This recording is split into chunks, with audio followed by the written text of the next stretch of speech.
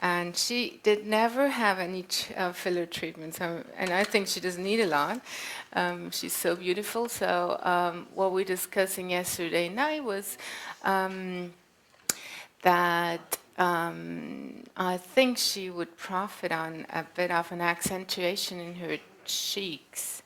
So what I do once I assess the patient in a one-to-one setting, it's certainly different than what we're doing here now, but I look at them straight up front and look for asymmetries.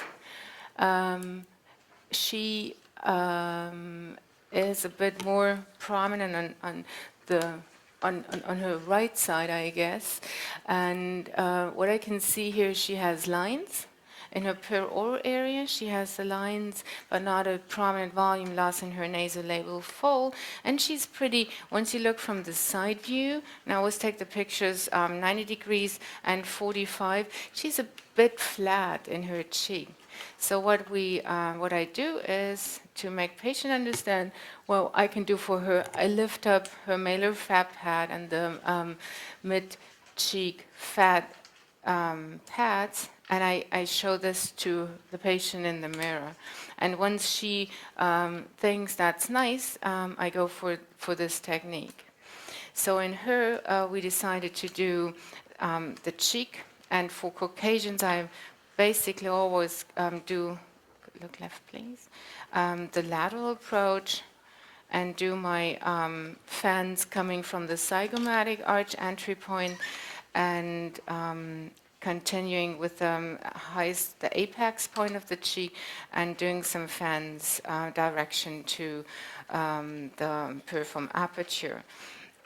What we then discuss is the peroral area is a bit wrinkled and a bit sunken in here, the prejowl sulcus. So we discussed to just do the line, the red white border of the lip, just to unfold a bit this sun damaged area of there, and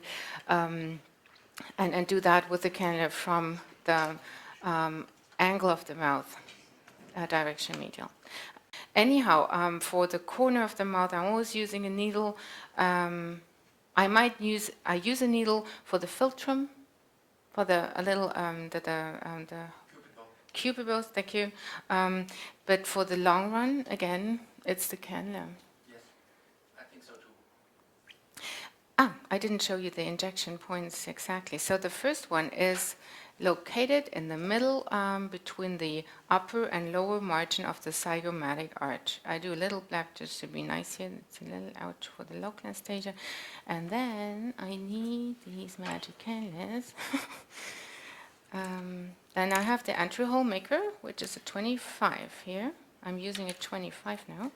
25 means it's not a big injury. The whole entry hole is going to, ouch, but I don't think you feel the ouch. The entry hole is going to fade quickly after some hours. So my little trick here is I tunnel my way, go in like half the needle length, and position the needle the way I will inject the filler later, because this is tunneling and initiating the entry, the entry gate somehow. Okay, now I'm using the 27 1.5 inch flexible TSK cannula, and I pry my cannula, don't inject air. So the filler comes out here. I don't know whether you can really focus and show that it's right at the tip. Is that visible here? Or you can give some around, Doris. It's the filler comes out right at the tip. And then I position myself looking down immediately in, well, behind the patient's head. So this is where I go in, and I'm in there, advancing the cannula. And one thing which is really important, control the tip. Tip is here now. And this slides easily through. And then to control the tip, I lift up. and now I'm here, okay?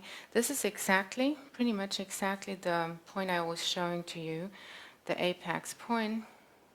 Are you well? Yeah.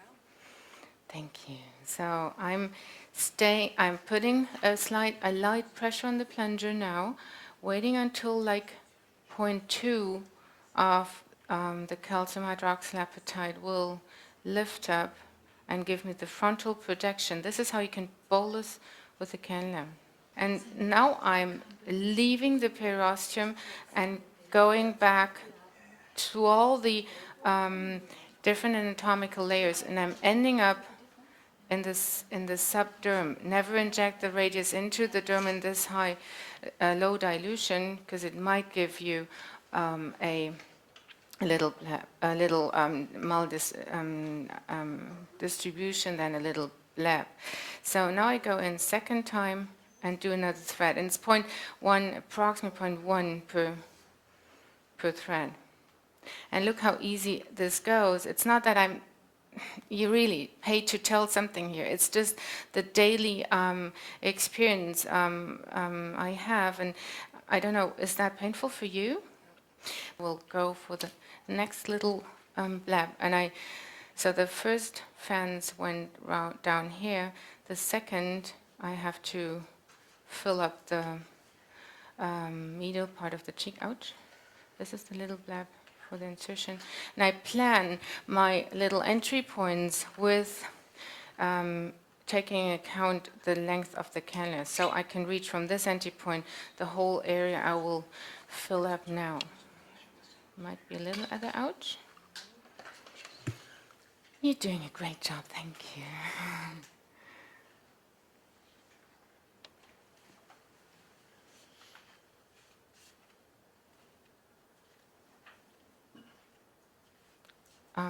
Mark the orbit. This is one of those septae and SMAS possibly. Now I'm controlling my tip, it's here. And staying a bit until it lifts up. Once it does it, I'm going back for the OG curve.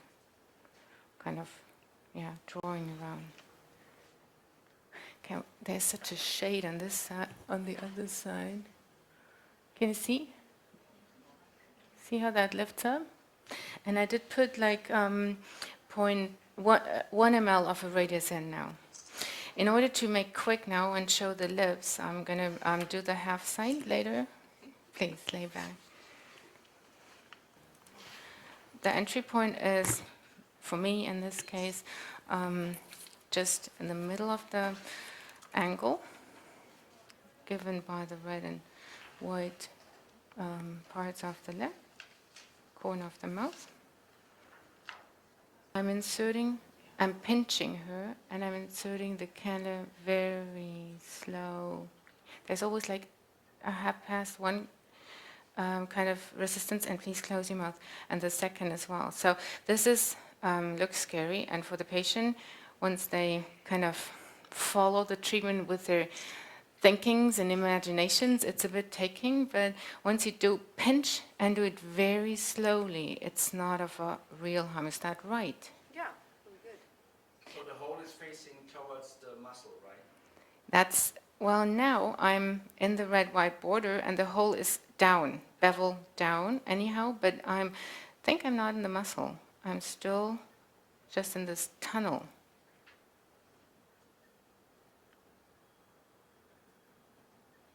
And it elevates the contour immediately. It's a 0.1 up to now.